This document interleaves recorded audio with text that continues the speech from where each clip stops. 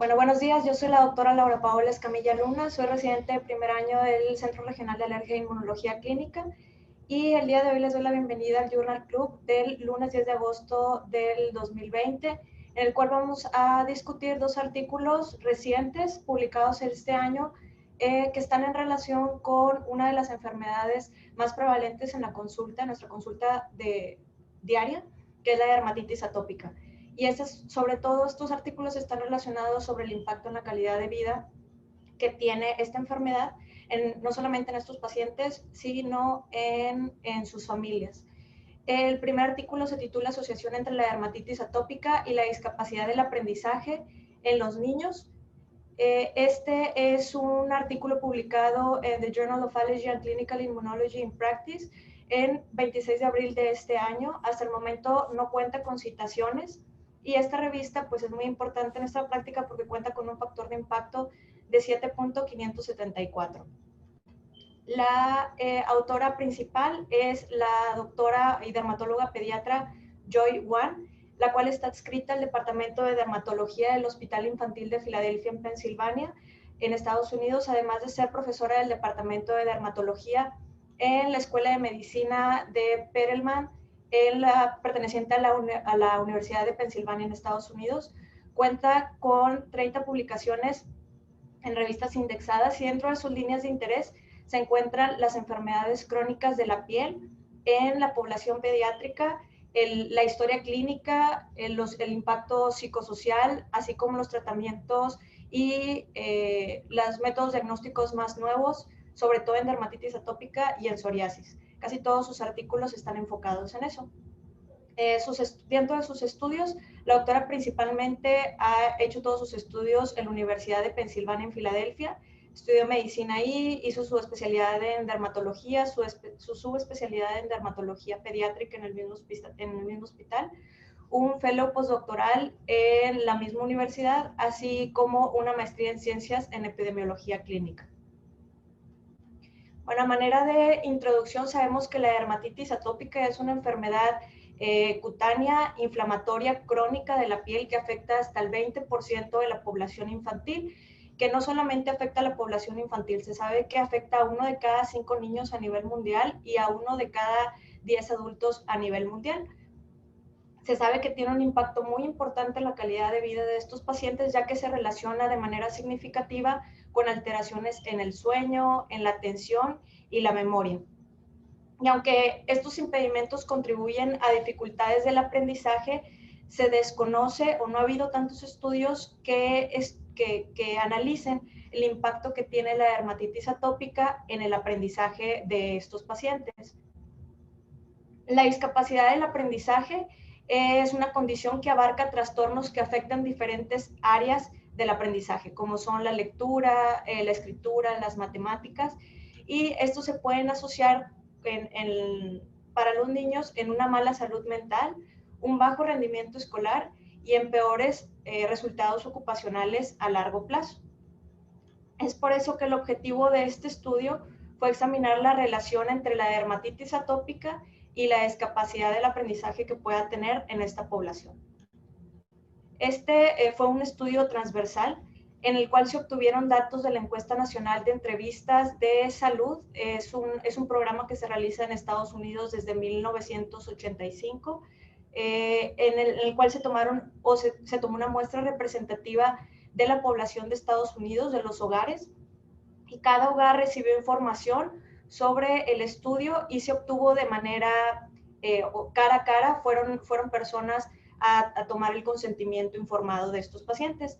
Para cada hogar, con niños se seleccionó un niño al azar y un cuidador adulto, y se incluyó niños encuestados entre el 1 de enero del 2013 y el 31 de diciembre del 2017. Se excluyeron niños con discapacidad intelectual, es decir, con retraso mental, y la edad de inclusión de estos pacientes fue entre los 3 años y los 17 años. Se obtuvieron datos autoinformados sobre dermatitis atópica y sobre discapacidad del aprendizaje en los últimos 12 meses. A los padres se les realizó la pregunta si alguna vez algún representante en la escuela, ya sea un maestro, un psicólogo o un profesional de la salud, les dijo que su niño tenía alguna discapacidad del aprendizaje. Mediante regresión logística, se pudo hacer una asociación de dermatitis atópica con la discapacidad del aprendizaje y se ajustaron los posibles cofactores que se estipularon previamente, incluidas algunas características sociodemográficas, así como algunos trastornos, por ejemplo, trastorno del déficit de atención e hiperactividad, autismo, algunos otros trastornos del neurodesarrollo, así como algunas condiciones o trastornos atópicos. Y este estudio es importante saber también que fue aprobado por la Junta de Revisión Institucional de la Universidad de Pensilvania en Estados Unidos. Dentro de sus resultados, este es un estudio pues muy grande porque en sí la encuesta pues abarca una población específica pero significativa de Estados Unidos. En estas se encuestaron más de 61 millones de sujetos, de los cuales 7.284.818, que representan un 11.9%, se les diagnosticó dermatitis atópica. Dentro de los resultados importantes de la población en estudio, se vio que los niños con dermatitis atópica tenían mayor probabilidad de ser más jóvenes. Como vemos en la columna de la izquierda, tenemos a los niños, está señalado a los niños que tenían dermatitis atópica, y del lado derecho los niños que no tenían dermatitis atópica. Al hacer una correlación o evaluación por género, realmente era mitad y mitad, pero sí se vio que tenían mayor probabilidad de ser un poco más jóvenes la población que tenía dermatitis atópica, además de que tendían a ser no hispanos o pertenecer a la raza negra.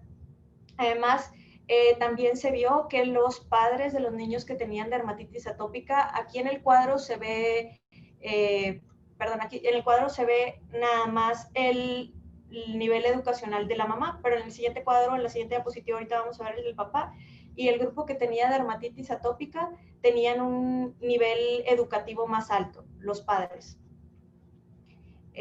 Son las primeras dos filas.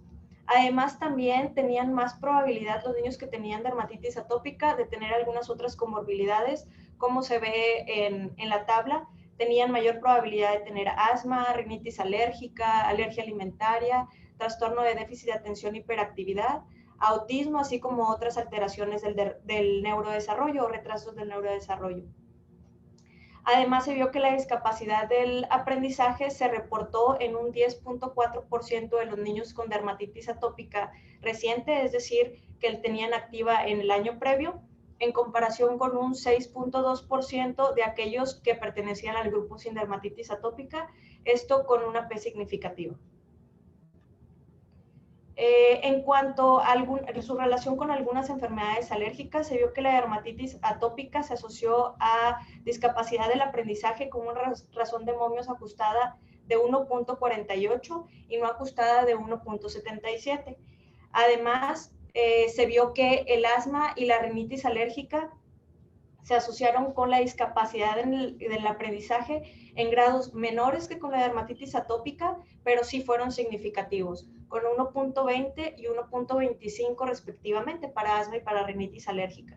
Y por otra parte, en cuanto a la alergia alimentaria, no hubo una asociación significativa con la discapacidad del aprendizaje. En los niños con trastorno de déficit de atención e hiperactividad, así como autismo y algunos otros trastornos del neurodesarrollo, se notificó que en el grupo que tenían estas patologías del neurodesarrollo y además dermatitis atópica, tenían una discapacidad del aprendizaje de un 23.2%, en comparación con un 15.5% de los pacientes que no pertenecían al grupo con dermatitis atópica. Y la dermatitis atópica se asoció con una discapacidad del aprendizaje con una razón de momios de 1.96 entre los niños sin estas condiciones del neurodesarrollo. Y aunque las interacciones entre la dermatitis atópica y los trastornos de déficit de atención, de hiperactividad y autismo y otros retrasos en el desarrollo no fueron significativos de manera estadística, pues se tuvieron estos resultados. En contraste, entre los niños con trastorno de déficit de atención, autismo y otros retrasos en el desarrollo, la fuerza de asociación entre dermatitis atópica y la discapacidad del aprendizaje se atenuó a 1.32, sin embargo, sí fue significativo. Entonces, como quiera, existía relación entre estas dos entidades. En cuanto a la discusión de este estudio, a decir de los autores en el artículo, este es uno de los primeros estudios en examinar la relación entre la dermatitis atópica y la discapacidad del aprendizaje. Los hallazgos en este estudio indican que la discapacidad del aprendizaje es más común en el grupo con dermatitis atópica, como se vio en las tablas previas, y sugiere que la dermatitis atópica afecta el aprendizaje de manera independiente a las diversas características sociodemográficas, sin importar el género o la edad y sin importar las comorbilidades como vimos anteriormente. Por sí sola, pues la dermatitis atópica tiene un impacto muy importante en la calidad del aprendizaje de estos niños. Los resultados sugieren que cerca de 200,000 casos de discapacidad del aprendizaje en niños estadounidenses se atribuyen de manera potencial a la dermatitis atópica. Y esta es una cifra muy importante tomando en cuenta que existen cerca de 4 millones de casos de discapacidad del aprendizaje en la población estadounidense y que en este estudio se reportó un 11.9% en la población, de prevalencia en la población de dermatitis atópica, con un riesgo relativo de 1.437 para discapacidad del aprendizaje en el grupo de niños con dermatitis atópica. Al hacer las matemáticas sale un número importante en el que se afecta la calidad del aprendizaje. Cerca de 200,000 niños tienen discapacidad del aprendizaje y esta puede ser secundaria a la dermatitis atópica. Y esta es la importancia de este estudio, ya que puntualiza a la dermatitis atópica como un factor determinante que puede afectar la calidad del nivel educativo de estos niños y que les va a afectar su calidad de vida no solo en el presente, sino en el futuro, además de a sus familias y pues en un futuro también la fuerza o la calidad laboral que tiene un país. Este estudio es basado en la población, es generalizable para los niños de Estados Unidos y se enfoca en aquellos con enfermedades cutánea activa, como ya vimos, en los 12 meses previos. Se llevó a cabo mediante la encuesta nacional de entrevistas, que es, como les comento, se hace desde 1957 en la población de Estados Unidos y pues se toma una muestra representativa de la población. Dentro de las limitaciones del estudio se incluye que se puede tener una posible clasificación errónea tanto de la dermatitis atópica como de la discapacidad del aprendizaje, la confusión residual y pues el diseño transversal que tiene el estudio, que sabemos que tiene un poco o menor valor que si fuera un estudio prospectivo. Y aunque la dermatitis atópica se evaluó mediante la información de un cuidador basado en una sola pregunta, este método para evaluación ya se tiene validado y tiene un valor predictivo positivo de un 87%, con una especificidad de un 96% y una sensibilidad del 70% en comparación del diagnóstico médico de dermatitis atópica. Sin embargo, la evaluación de la discapacidad del aprendizaje mediante el informe de los cuidadores no se encuentra validado de la misma manera. Entonces, esto puede dar pie a que haya una clasificación errónea en los resultados, que puede ser una limitante potencial del estudio. La encuesta tampoco recopiló datos sobre el sueño o la gravedad de la dermatitis atópica, por lo que no se pudo examinar su impacto directo en relación a la asociación de la dermatitis atópica con la discapacidad del aprendizaje.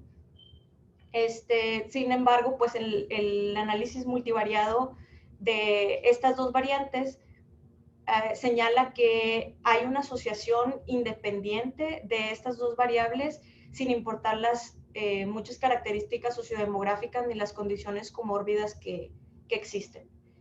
Y pues también se hace hincapié en que existen dos posibilidades para que exista esta asociación entre la dermatitis atópica y la discapacidad del aprendizaje. Y es que, la discapacidad del aprendizaje es una característica de muchas enfermedades crónicas de la infancia, o que los padres de los niños con dermatitis atópica tienen una mayor predisposición para reportar comorbilidades por el mismo estrés en el que se encuentran. Y en conclusión de este primer estudio, la dermatitis atópica, como sabemos, es una enfermedad cutánea muy común en la población mundial, tanto infantil como en adulta, pero representa una importante carga en la población infantil, afecta al 20% de la población, como ya vimos, y pues tiene una carga importante en todas las esferas de la salud de una persona. La discapacidad del aprendizaje tiene un impacto importante para toda la vida del paciente, y la dermatitis atópica y esta secundaria discapacidad del aprendizaje no solamente afectan la salud del individuo, sino también su nivel educativo y su desarrollo social a largo plazo. Y pues se necesitan trabajos adicionales para comprender los impulsos y los mediadores de la asociación entre la dermatitis atópica y la discapacidad del aprendizaje, además de que se dice que se necesitan estudios prospectivos para caracterizar aún más los riesgos de la discapacidad del aprendizaje en los pacientes con dermatitis atópica, para que los niños que son más vulnerables puedan ser identificados de manera oportuna y que se les brinde un apoyo integral, no solo el tratamiento médico, sino también pues un apoyo en esta área que también es muy importante por todo lo que ya mencionamos. Y bueno, el segundo estudio se titula Impacto del tratamiento de la dermatitis atópica en el sueño, el funcionamiento diurno y la calidad de vida de los niños y de los padres. Este es un artículo publicado en la revista Annals of Allergy and Asthma and Immunology con un factor de impacto de 3.560. Este fue publicado en enero de este año y hasta el momento no ha sido citado. Su autora principal es la doctora Lisa Metzer. Ella es una psicóloga pediatra que es profesora del Departamento de Pediatría en la División de Salud del Comportamiento Pediátrico en el National Jewish Health en Denver, Colorado, en Estados Unidos. Está afiliada a la Universidad de Colorado, al campus médico Anschutz, y tiene más de 80 publicaciones, sobre todo relacionadas con los patrones del sueño y el funcionamiento diurno en niños con enfermedades crónicas, no solamente en los niños, sino también en los padres y en los cuidadores, además de mediciones objetivas y subjetivas, como vamos a ver en este estudio, en la calidad del sueño de los niños, y también ha evaluado o estudiado la prevalencia de los trastornos del sueño en la población pediátrica. Dentro de sus estudios, ella hizo la licenciatura en Psicología Clínica en la Universidad de Pomona en Claremont, California, su maestría en Ciencias en Psicología Clínica y de la Salud en la Universidad de Florida, su doctorado en Psicología Clínica y en Salud en la Universidad de Florida, hizo su internado también en el Hospital Infantil de Filadelfia, en Pensilvania, y un fellowship en Psicología Pediátrica en el mismo hospital, así como un fellowship postdoctoral en Medicina del Sueño en el Hospital Infantil de Filadelfia, en Pensilvania. Bueno, y como vimos en el artículo anterior, la dermatitis atópica es una condición muy importante y muy prevalente en el mundo, un motivo de consulta muy frecuente en nuestra práctica clínica, que afecta hasta el 20% de los niños en todo el mundo y que tiene un impacto importante en la calidad de vida no solo de los niños, sino de su familia. En los niños con dermatitis atópica, no solamente presentan molestias físicas por sus lesiones o por el prurito crónico o por la apariencia que pueden tener, a lo mejor pueden ser afectados emocionalmente porque los llegan a molestar en la escuela. Además pueden tener problemas conductuales, se ha visto que también se asocia a trastorno de déficit de atención e hiperactividad, y se sabe que tienen un mayor uso de atención médica, de asistencia a hospitales, así como mayor uso de medicamentos. Por otra parte, en los padres se ha visto que estos tienen una disminución de la calidad de vida. Se sabe que tienen un impacto negativo en la familia, en la dinámica familiar, además de que se ha asociado con mayor número de casos de depresión y ansiedad en la familia y en los padres, y pues por lo mismo de prestarles la atención que requieren los niños, mayor número de ausentismo laboral. Los trastornos subjetivos del sueño son comunes entre los niños y a subjetivos me refiero, por ejemplo, al insomnio, a la somnolencia excesiva. Son estos comunes en niños con dermatitis atópica y también en sus padres. Y la mayoría de los estudios que se han hecho anteriormente utilizan solamente una pregunta relacionada con el sueño y se basan sobre todo en información subjetiva dada por los padres o incluso en algunos cuestionarios que se aplican en los niños. Pero solo un pequeño número de estudios ha utilizado métodos objetivos para evaluar el patrón de sueño y vigilia como es la actigrafía. En estos estudios que se han realizado utilizando estos métodos objetivos, se ha encontrado que los niños con dermatitis atópica tienen una eficiencia del sueño más pobre, y aquí llamamos eficiencia de sueño, que va a ser un término que vamos a estar viendo a lo largo de este artículo, la relación entre el tiempo del sueño y el tiempo que intenta dormir el paciente. O sea, desde que se acuesta, todo el tiempo que le toma en dormir, esta relación se da en un porcentaje. Además de que se ha visto que tiene una latencia del inicio del sueño más prolongada, y esto es el tiempo para conciliar el sueño al acostarse, y tienden a tener un sueño más fragmentado. Además, en todos estos estudios se ha visto que existe una relación de manera a la par entre los trastornos del sueño y que va de manera paralela creciendo con la gravedad de la enfermedad. Es proporcional. Y ninguno de estos estudios incluyó la actigrafía para evaluar la duración de la calidad del sueño ni de los padres, de los padres de los niños con dermatitis atópica, y esta es una pues de las novedades o de lo novedoso de este estudio. Las alteraciones del sueño afectan de manera significativa el funcionamiento diurno del niño, incluido su comportamiento, así como su funcionamiento social, su funcionamiento emocional y, pues como vimos en el estudio previo, su funcionamiento cognitivo. Además, en los adultos, debido a que los padres de los niños con dermatitis atópica experimentan un sueño insuficiente de forma regular, también es probable que experimenten un funcionamiento negativo durante el día, afectándoles su estado de ánimo, proporcionándoles más fatiga y disminuyendo su rendimiento en sus actividades laborales y a lo largo del día. Y esto ya está bien estudiado, que una falta de sueño, incluso en el personal médico, pues lleva a realizar o cometer algunas situaciones que ponen en riesgo la vida del paciente. Solo hay un estudio que se publicó en el 2016 por Young, Sen y colaboradores en el JAMA Pediatrics, el cual se examinó el sueño como una variable primaria o un objetivo primario después del uso de melatonina para mejorar el sueño en los niños con dermatitis atópica. Se vio que estos niños tenían disminución en los niveles de melatonina, por lo que se les suplementó durante 4 semanas. Fue un grupo de casos y controles. Se le suplementó con 3 miligramos por día de melatonina a un grupo, el grupo de casos, y a los controles con placebo.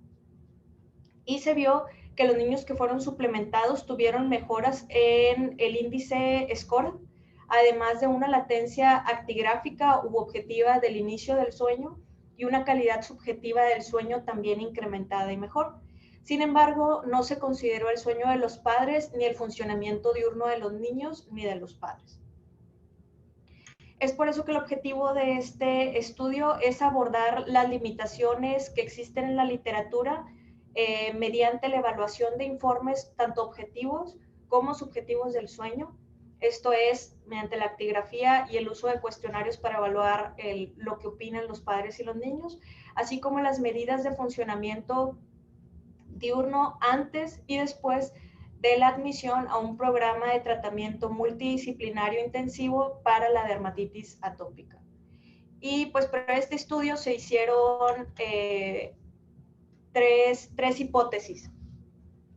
Se tenía o se presumía que la duración objetiva del sueño y la eficiencia del sueño aumentaría en los niños y padres un mes después del alta, que la calidad subjetiva del sueño y la somnolencia diurna mejorarían en los niños y en los padres al alta, con una mejora mantenida al mes y a los 3 meses después del alta, y que el funcionamiento diurno, la calidad de vida y el comportamiento del niño mejorarían después del tratamiento con la dermatitis de la dermatitis atópica, con mejoras que se iban a mantener al mes de evaluación y a los 3 meses después del alta. Aquí se reclutaron familias que en un programa intensivo de tratamiento diurno para niños que tenían enfermedades alérgicas crónicas. Este fue un programa intensivo y multidisciplinario con 2 semanas de duración, en el cual se tenía contacto con los niños y con los familiares de 8 de la mañana a 5 de la tarde, esto en Denver, Colorado, en el National Jewish Hospital. Y se incluyeron a niños con dermatitis atópica crónica, en los que los tratamientos anteriores habían fallado, por lo que recibieron tratamiento ambulatorio. Dentro del tratamiento que recibieron estos niños fue terapia de envoltura húmeda, una evaluación y pruebas con profesionales o con un equipo multidisciplinario de profesionales de la salud, incluyendo alergólogos, inmunólogos, neumólogos y especialistas en la salud conductual, así como se les brindó educación sobre su patología y sobre los cuidados y el tratamiento que se debe de seguir. Se incluyeron niños con dermatitis atópica de 0.5 a 17.5 años de edad, además de un cuidador primario o cuidadores si ambos padres querían participar. Dentro de los criterios de exclusión, se tenían enfermedades crónicas significativas, excepto las enfermedades alérgicas como asma, rinitis alérgica o alergia alimentaria. También los trastornos del sueño, trastornos psiquiátricos o del desarrollo que pudieran afectar la calidad del sueño, como son autismo o la enfermedad bipolar. Todos estos criterios, tanto en padres como en niños, además de enfermedades o lesiones neurológicas reportadas por los padres, tanto en los padres como en los niños, y que los padres tuvieran una jornada laboral nocturna. A todos los pacientes se les hizo llegar un consentimiento informado, el cual fue realizado de manera electrónica con el sistema electrónico REDCap. Lo hacían los padres y los niños a partir de los 8 años también lo podrían llenar ellos mismos el asentimiento informado, y los niños de 5 a 7 años estaban o se les realizaba un consentimiento informado por los padres como representantes. En cuanto a los procedimientos, los datos se recolectaron en 4 tiempos. En la línea de base, que fue entre una semana antes del ingreso o al ingreso al estudio, al alta, que quiere decir de 13 a 14 días del programa de tratamiento, al mes después del alta y 3 meses después del alta. Y alrededor del 10º día antes de la admisión, a los participantes recibían el actígrafo y se les daban sus indicaciones para que 7 noches previas a la admisión lo tuvieran, supieran cómo usarlo y pudieran registrar la calidad del sueño, porque pues tenía algunas especificaciones, sobre todo de la manera de uso, que vamos a ver un poquito más adelante. Y posteriormente el actígrafo fue reenviado a los familiares alrededor de 3 semanas después del alta para que se pudiera hacer la misma evaluación al mes. A los 3 meses ya no se hizo la evaluación con el actígrafo. Las medidas subjetivas de la calidad del sueño, es decir, los cuestionarios, y así como los resultados funcionales, fueron completados en cada uno de estos puntos de evaluación. La actigrafía se utilizó en los niños y en los padres este reloj de registro de movimientos durante el sueño que se llama Motion Logger Sleep Watch, en la muñeca no dominante o en el tobillo si tenían menos de 3 años. Este se utilizó durante 7 noches al inicio del estudio y 1 mes después del alta. Evaluaba la duración total del sueño, es decir, el número de minutos de sueño entre la hora de acostarse y la hora de despertarse, así como la eficiencia del sueño, que quiere decir que era la relación entre el tiempo total del sueño y el tiempo en la cama, esto expresado en porcentaje. Dentro de las indicaciones del dispositivo, los niños usaban el dispositivo desde la hora de la cena hasta el desayuno, y esto permitía una grabación nocturna de todo la evaluación de sueño y vigilia. y los adultos lo usaban todo el día durante esos 7 días, nada más se les solicitaba que se lo retiraran durante el baño. Y se consideró como significativo, de acuerdo a estudios previos en la literatura, un aumento de al menos 20 minutos en la duración del sueño o 5% en la eficiencia del sueño. Esto se consideraba que era significativo de manera clínica. Además, se complementó la evaluación de la actigrafía con un diario del sueño diario, el cual era completado por padres y por los niños mayores de 8 años, en el cual tenía 9 elementos que eran enviados por correo electrónico a través de la misma como base de datos en línea, y en esta dentro de las cosas que se les preguntaba a los pacientes, se incluía la hora de acostarse, la hora de levantarse, así como que se especificara la hora en la que se retiraba el dispositivo, y esto facilitaba para clasificar mejor los resultados de la actigrafía. Además, como otro método para la evaluación subjetiva de los síntomas, se utilizó el PROMIS para los trastornos del sueño y problemas relacionados con el sueño.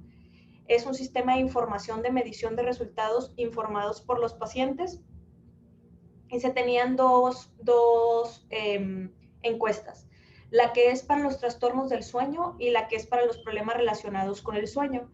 En la cajita que está un poquito más verde tenemos la que es que evalúa los trastornos del sueño, y esta evaluaba las dificultades con la conciliación del sueño, la continuidad del sueño y la calidad del sueño. Y por otra parte, el PROMIS que evaluaba los problemas relacionados con el sueño, se encargaba de evaluar la somnolencia diurna, la dificultad para despertarse, el efecto de la somnolencia en el funcionamiento diurno, y ambas escalas utilizaron un periodo de recuerdo de los últimos 7 días. Entre más alto era o mayores eran los puntajes, mayores eran las alteraciones del sueño que tenían estos pacientes o el deterioro que tenían en la calidad del sueño.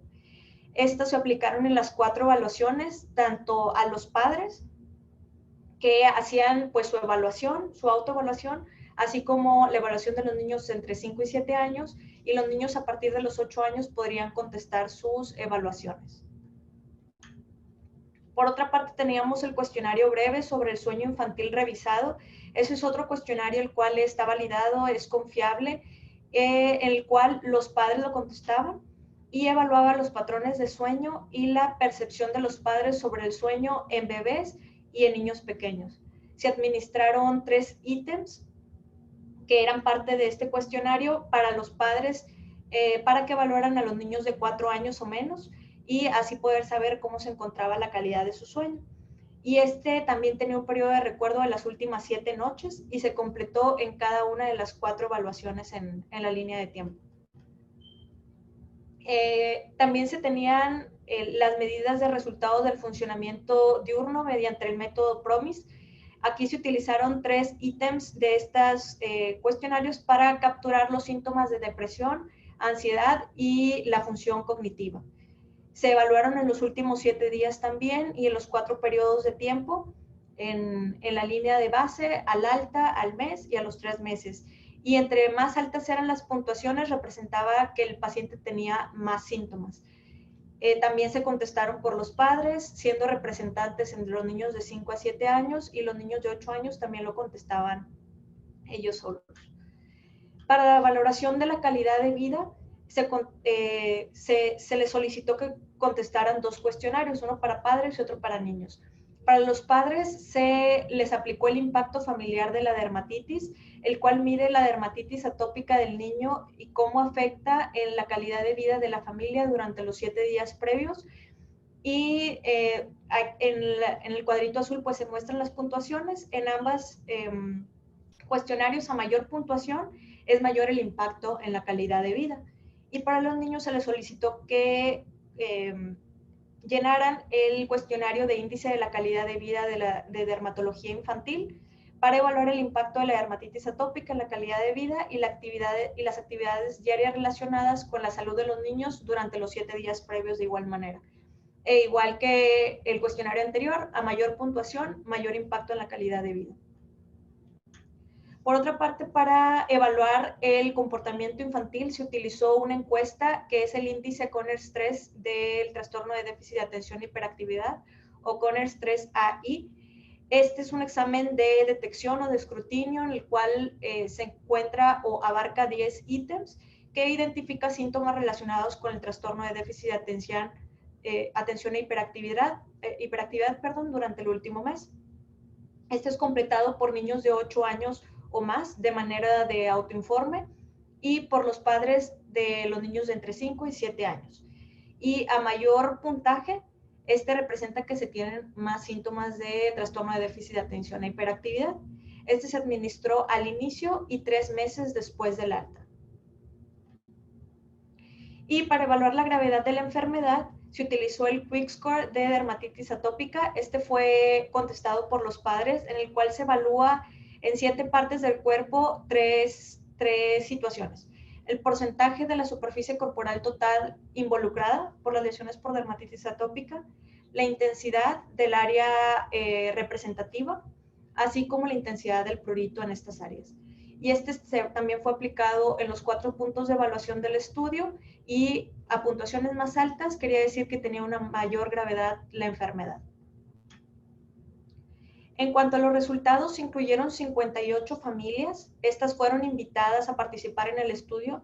Sin embargo, de estas se excluyeron 15, ya que 14 no fueron elegibles debido a que no tenían eczema en ese momento, o que los padres tenían actividades nocturnas, o a trastornos médicos o psiquiátricos comórbidos, como vimos dentro, que pertenecían adentro de los criterios de exclusión, y un paciente pues se negó a participar porque mencionó que no tenía beneficio para él el estudio, un beneficio directo.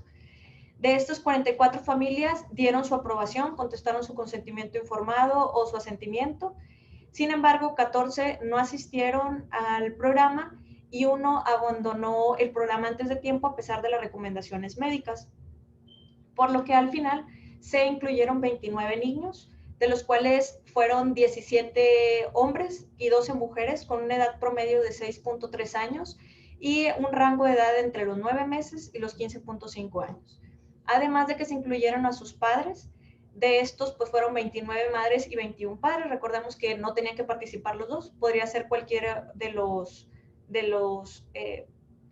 que quisiera participar, ya sea el madre, el padre o el tutor. Y el programa se realizó desde junio a diciembre del 2017.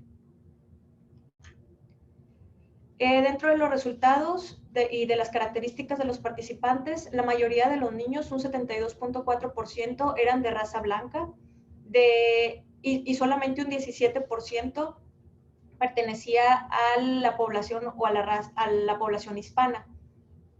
En cuanto al índice SCORA, en el momento del ingreso, la mayoría se encontraba en una clasificación moderada con un 31% y grave en un 51%. Y este índice disminuyó o se puede validar la calidad de este programa, ya que el SCORA disminuyó desde el ingreso al terminar el estudio. Al ingreso tenía una media de 62.9 puntos y al egreso tenía una media de 14.2. Esto tuvo una relevancia importante y pues fue significativa. Y denota pues la calidad que tuvo el estudio en pues el control de la enfermedad. En cuanto a los resultados objetivos del sueño, pues aquí se evaluaron pues 2 situaciones que fueron las objetivas, tanto la duración en minutos como la eficiencia del sueño en porcentaje.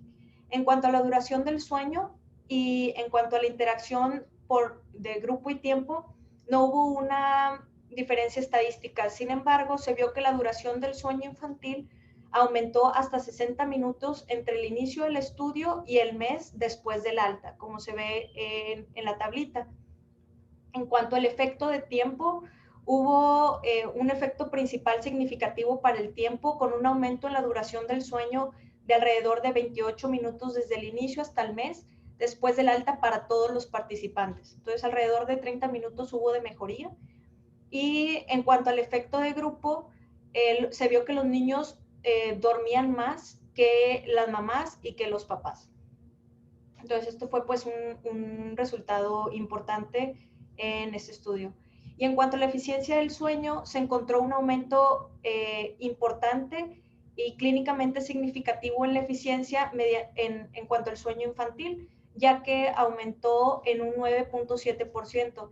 Y si recordamos, se considera clínicamente significativo cuando hay un aumento de 20 minutos en la duración del sueño como tratamiento de los trastornos de insomnio, el cual sí lo cumplió este programa, así como un cambio, un aumento de un 5% en la eficiencia del sueño, por lo que estos resultados pues sí fueron significativos a favor del estudio. En cuanto a los resultados subjetivos del sueño, evaluado por los cuestionarios PROMIS para trastornos del sueño, así como trastornos relacionados en el sueño. En cuanto a los trastornos del sueño y la interacción del grupo por tiempo, no fue estadísticamente significativo. Sin embargo, los niños tuvieron una disminución mayor y clínicamente significativa en los trastornos del sueño desde el inicio de los síntomas hasta los 3 meses después del alta. Como se puede ver, incluso los 3 grupos tuvieron una disminución importante. En cuanto al efecto de tiempo, los puntajes T que se obtuvieron en este estudio, se vio que el PROMIS de los trastornos del sueño fue significativamente más bajo para todos los participantes en cada una de las 3 evaluaciones posteriores al tratamiento. Y en cuanto al efecto de grupo, se vio que los trastornos del sueño fueron mayores en los niños que en las madres y en los padres. Aunque de igual manera disminuyeron los problemas en todos, en los niños continuaban siendo un poquito más altos. Y en cuanto a los resultados subjetivos valorados por el PROMIS de los trastornos relacionados con el sueño, igualmente en cuanto a en la interacción del grupo por tiempo no hubo una diferencia estadísticamente significativa. Sin embargo, el cambio en el deterioro relacionado con el sueño desde el inicio del estudio hasta un mes después del alta fue mayor para los niños y para las madres, así como para los padres, y los niños tuvieron una disminución extra a los 3 meses después del alta de estos trastornos.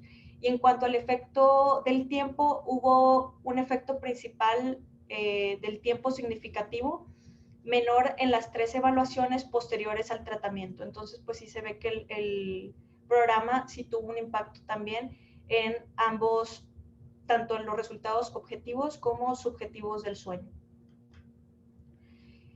Por otra parte, la calidad del sueño en los niños pequeños valorados por el cuestionario breve mejoró un poco al egreso, con mayor impacto entre el primero y el tercer mes después del alta.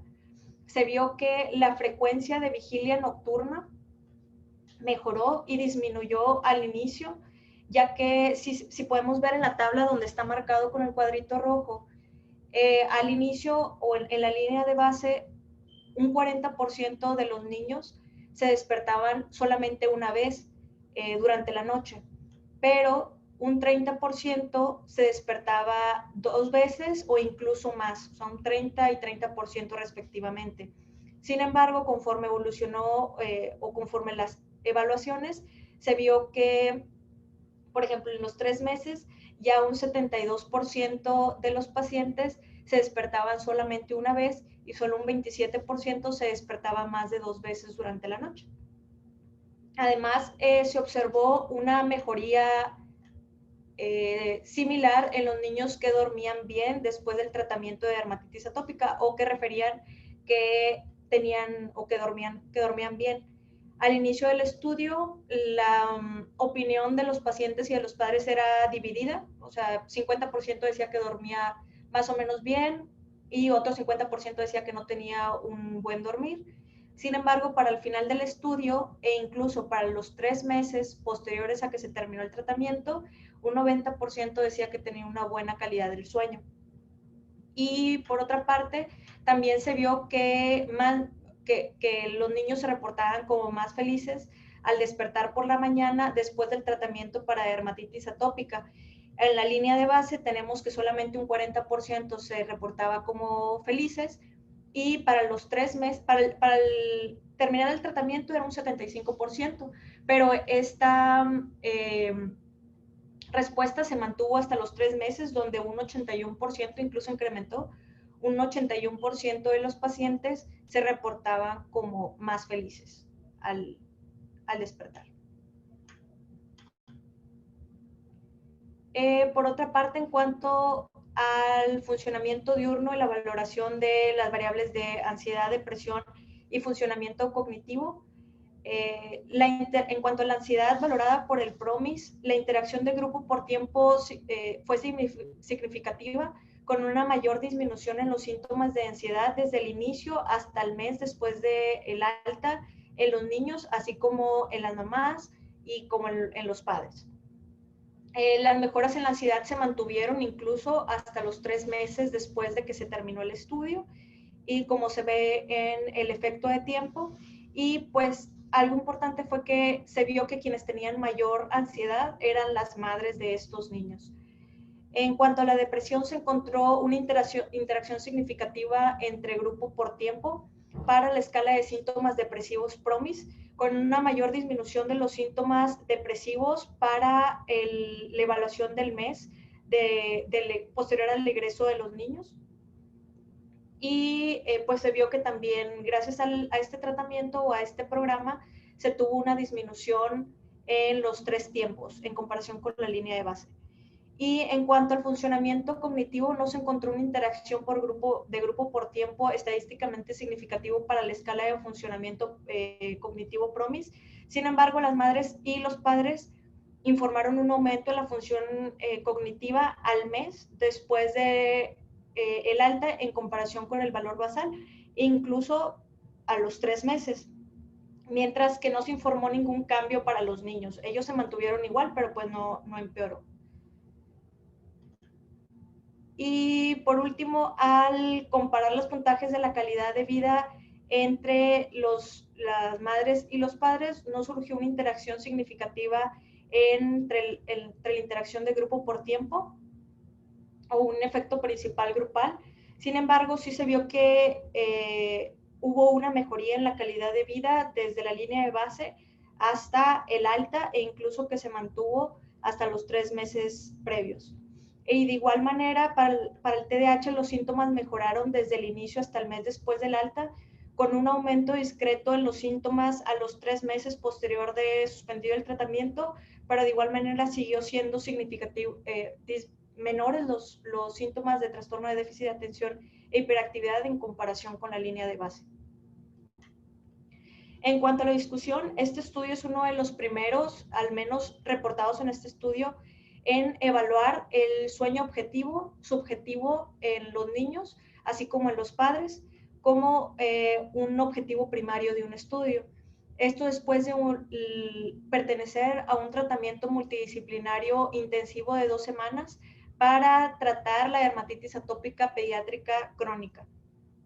La eficiencia del tratamiento se demostró con mejoría significativa en el índice SCORAD, que como vimos tuvo bastante mejoría desde la línea basal hasta el egreso, y con una mejoría paralela en los cuestionarios que valoraban la gravedad de la enfermedad infantil, que es el ADQ, el cual fue administrado a los padres, con resultados que se mantuvieron durante 3 meses después de finalizado el programa. La duración objetiva del sueño un mes después del alta aumentó en una media de casi 30 minutos en todos los participantes, y en los niños hasta en 60 minutos.